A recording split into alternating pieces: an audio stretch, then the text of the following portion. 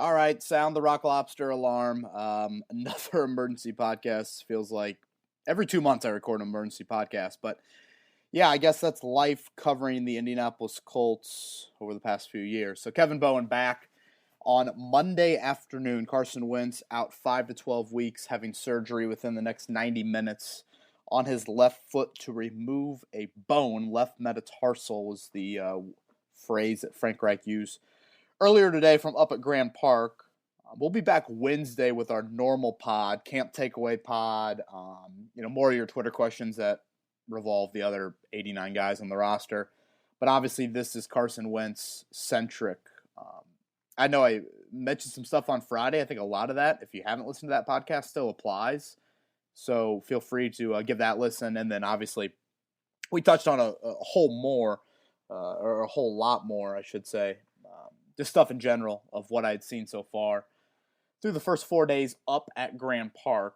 And so let's get into it. I want to weigh the four options that I think the Colts have right now at quarterback, but let's start specifically with Wentz. There are a few emergency podcast questions that I'll get to, but let's begin with the news of the day.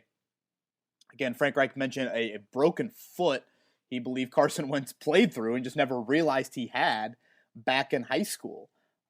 And my first thought was, man, I'm surprised that didn't get discovered like during the combine. Those things get discovered then, and obviously come from North Dakota State. Maybe from an FBS standpoint, medically, I don't know. Who knows? I look at the North Dakota State program and think they're pretty on top of it. Probably much more on top of it than a lot of Division I programs.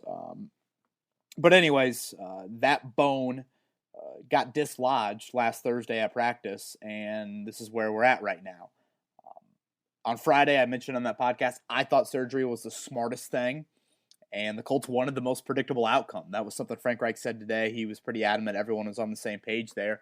And I know 5 to 12 weeks is certainly not definitive, but I like the fact that there is a timetable. And I think that's important to make decisions. I think that's important for Carson Wentz's sanity. I think it's important for Jacob Eason.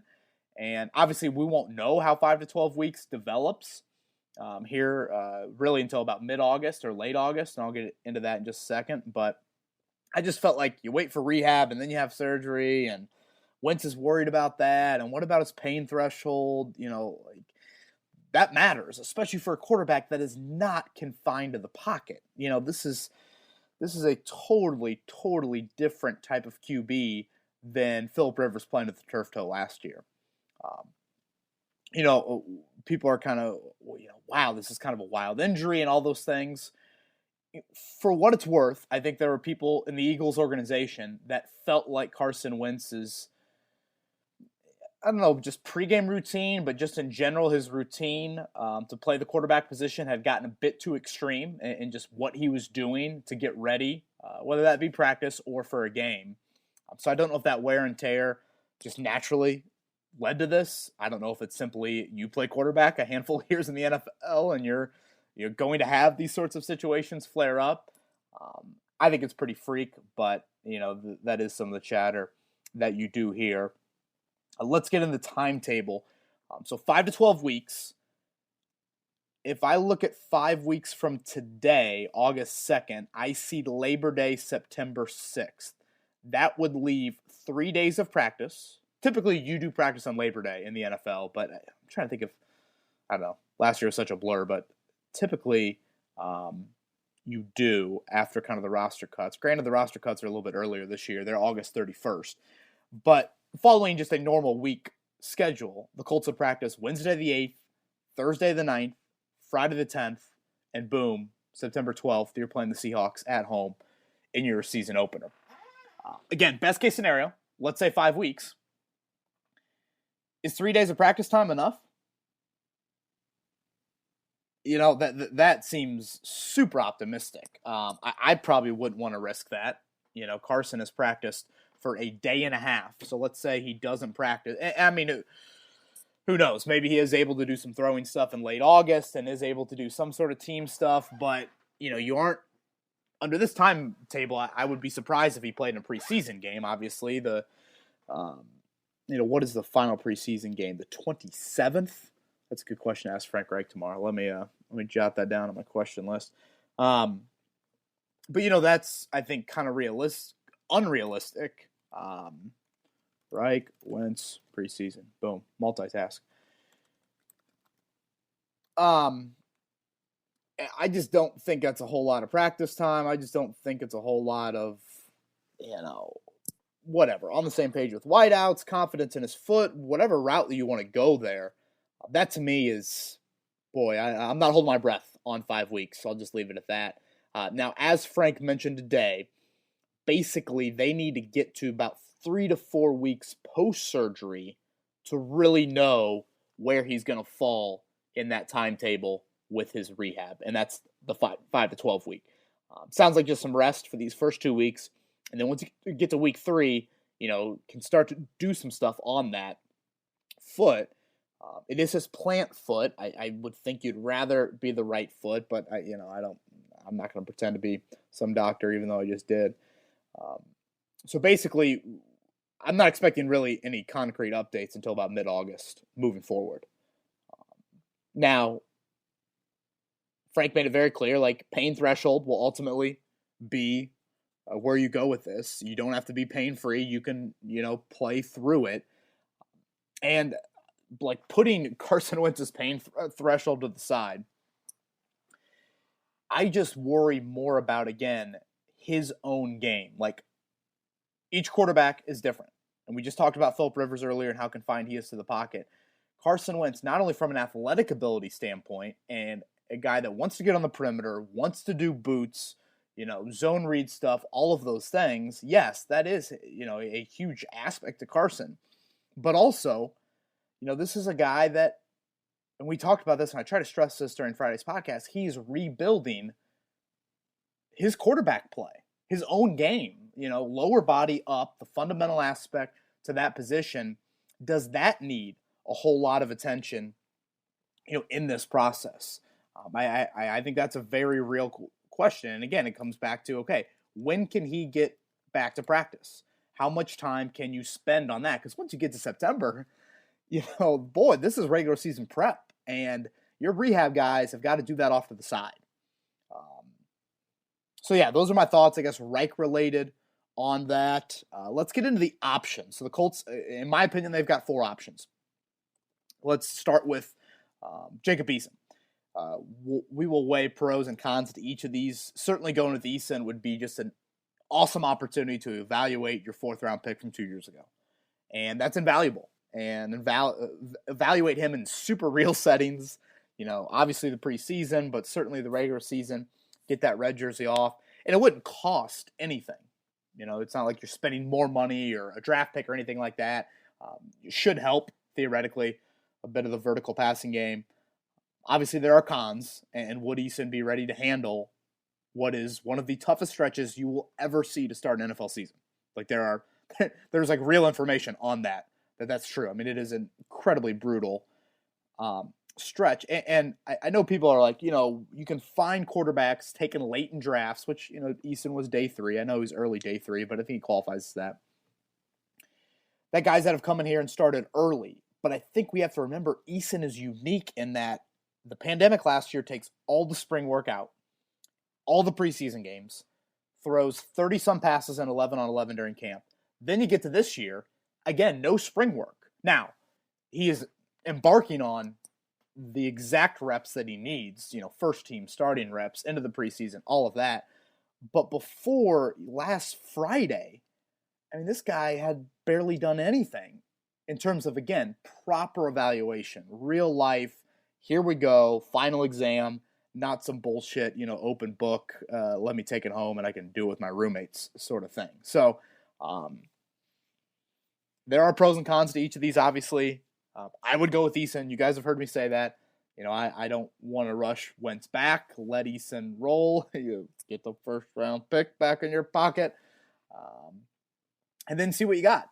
With Jacob Eason, Carson gets you a couple solid months in there. You see what you have with him, and then you move into the offseason, and obviously you see how this year plays out. Do you make the playoffs, those things, whatnot? But that's me. And I'm totally open to hearing ideas. That's what I love about it. I know, again, I know I'm in the minority with my colleagues. I think the fan base is a little bit more open to that idea than most of my colleagues, but I think my colleagues probably follow what the Colts line of thinking is. But I don't know. Who knows? Frank Reich gave a good impression today. Like, hey, Jacob, we like you a lot, but, August 2nd versus, August 22nd after seeing him in some preseason games, that could change. Okay, option number 2, go with Brett Hundley. I know a lot of people just turned off the podcast as soon as I said that, but we have to acknowledge it. He's the only healthy QB here that has done anything in the NFL. So 3-6 as a starter, 9 career starts. He is here. He has done some teamwork. Obviously he's gotten a head start on the playbook. They clearly identified him before the Wentz injury.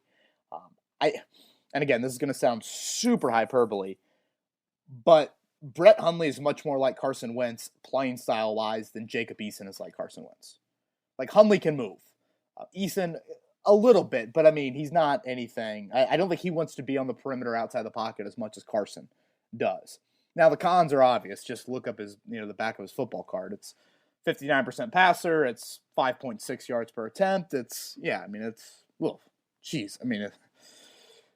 And obviously the con to any of these other moves, Hundley, free agent, not draft, been a long day.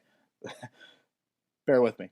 Hundley, free agent, signing, or trade for a quarterback. The cons to all of these include that you're stunting Eason's development. Now, maybe, tough luck. You're a 4th-round pick. You're either going to get a chance or not get a chance. But, that is a consistent con with all of that. So, I got Brett Hundley. No certain order with this list, but I wanted to throw that on there. Our next option that we'll go with, sign a different veteran QB. The pro, it should give you an upgrade over what you have. And it could salvage the start of the season. If Carson's going to miss 4 games, does 2-2 become a real possibility? Whereas with Eason or Hundley, 1-3 and 0-4 are more realistic. Now, obviously, the names I read to you on Friday, that list is theoretically should grow. There should be more names on that list with teams making roster cuts, those sorts of things. And obviously, that will make things a little bit more attractive. The cons is if you wait till late August when these guys get cut from their respective teams, and again, I'm watching quarterback races in Denver, New England, Chicago, Mariota, in Vegas, those, Gardner Minshew, CJ Beathard down in Jacksonville, that's where I'm kind of looking. You get him in here late August, early September, it's Jacoby Brissett 2017 all over again. Now, obviously, Nick Foles might be different, but then it's, okay, 10 days before the start of the season, are you comfortable throwing that guy into the fire? Now, Scott Tolzien had started in the NFL, unlike Eason back in 2017. And Brissett wasn't the veteran that, some of these names that you see get thrown around a little bit. Another con is obviously it's going to cost money. Colts do have cap space, $11 million as of right now. No Darius Leonard extension playing into that. But that is just another layer to this. All right, the last one, trade for a quarterback. Doing this would certainly give the Colts, I would say, the best chance at really salvaging the start of the season. If you are all in on 2021, and again, I get that there are tons of fans who are just all in on every single season individually. I respect that, and I get that. And honestly, that's how a lot of organizational thinking happens. Sure, there's people in your building that need to be more long-term, but if you're a coach, you are all in, day by day, week by week, year by, all that, happy, whatever. But trading for a quarterback would give you the best chance, whether that's Minshew or Dalton or Foles or Mariota or whoever. That's the biggest pro in all of this. Now, the con is just you're giving up draft capital, assuming you are. I don't see a player-for-player swap necessarily. But that means you're down 2 draft picks for next season. Is giving up a draft pick worth it from a rental standpoint? Because, again, let's say Wentz is back, whatever, he misses 2 to 3 games. Is giving up a 5th-round pick for 2 to 3 games worth it? And that's where, some of this calculation comes in of 4th rounder for Eason, 6th rounder for Ellinger, 2nd and 3rd looks like right now, maybe 1st and 2nd still, or 1st and 3rd still for Wentz. and then you throw in whatever, a 5th rounder for Minshew or something like that. Are all those picks worth it just to potentially go 500? If that guy doesn't give you the upgrade that you're looking for. I mean, you got to be super, super locked in. And then, of course, that this falls into the same boat as the free agent QB. They'd be behind the 8 ball in terms of personnel and pass catcher relationship and on the same page, timing, rhythm, all that. And then obviously the playbook there. I did have someone ask me about Sam Ehlinger. Jalen Morton took reps over Sam Ehlinger the other day. Like, I know Sam Ehlinger played a whole lot in college, but I don't think that is realistic. So that's why I didn't put it on the list. All right, we got about, half dozen Twitter questions. Again, emergency pod here for Carson Wentz. Appreciate you all tuning in and reading our content and also YouTube action. Let's start with Jordy. Kevin, do you really think there's a chance the Colts trade for Nick Foles? Social media right now desperately wants it to happen for the drama, but the Colts just can't do the Wentz-Foles thing again, right? Well, I would say Nick Foles, more than social media, wants it to happen. Did you hear him today? I mean, geez, that was... Check out my timeline if you missed that. Nick Foles' passionate speech about his relationship with Frank Reich. I'll reiterate what I've said all along. As much as Nick Foles loves Frank Reich, I think Frank Reich might love Nick Foles even more. I've said this before, and I'll say it again. If my quarterback cannot handle Nick Foles as his backup, that's too mentally jarring, then he's not tough enough to be my franchise quarterback. And that might be harsh, but that's just where I'm at. Now, could Chris Ballard alleviate some of that for Frank Reich and Carson Wentz and say, all right, it's Nick Foles. There are other QBs like him out there. Now, not with the relationship that Frank has, but, could you go a different route that maybe doesn't interfere with Carson or whatever? And I just think Wentz would still be worried. I mean, maybe a different environment, but I just think naturally once you've gone through that, especially when you get towards the playoffs kind of, I think that would creep back into it. Part of me looks at this, though, and says, hey, Ballard just does it, and you pay your coaches X amount of money to figure that out. And you pay these players X amount of money to figure it out. I don't think they would do it, but, man, that's really soft of me to say that. Because I say that because I think you would worry about Carson a little bit mentally. And I could be way out of bounds with that thought, but that's just my opinion on it. Josh, since the current Wentz foot issue is from aggravating previous injuries, this is something that should have been caught earlier, maybe in the trade physical. Yeah, Josh, that's a very fair question. Karis LeVert thing is what I thought of, and obviously that is a much, much bigger issue than what you're seeing here with Wentz. So, I'd probably throw that on my list to ask Frank, to be honest with you. Did it look lodged at one point and then it dislodged? I mean, gosh, my medical opinion is so I'm just such an idiot when it comes to that stuff. Wake Spike, with Wentz gone potentially until the end of October, would the Colts hold him out a few extra games if the season's not going well, ensuring that he does not hit the 75% mark on the conditional pick, thus ensuring they have a first rounder in 2022 and they have more capital to sell the farm for a young QB? That said, I'm really hoping Eason goes Tom Brady and just lights it up out there. Yeah, it's certainly something that I thought about. Wake Spike, again, 75% threshold. If Carson Wentz plays that amount, it's a first rounder to Philly. If he plays 70% and the Colts still make the playoffs, they also would send a first rounder. Anything less than that, and Carson Wentz in that pick becomes a second rounder to Philadelphia. Part of me says, man, let's massage that foot a little bit more. Is Rex Ryan available? Let's keep that rehab going a little bit longer here. I also look at these first 5 games and think to myself, like, if you were going to say, Kevin Bowen, back on July 20th, or you were going to say, Kevin, first 5 games, what's the Colts record? You have to be correct. I'd probably say 2-3, maybe 3-2, but I probably would have gone with 2-3.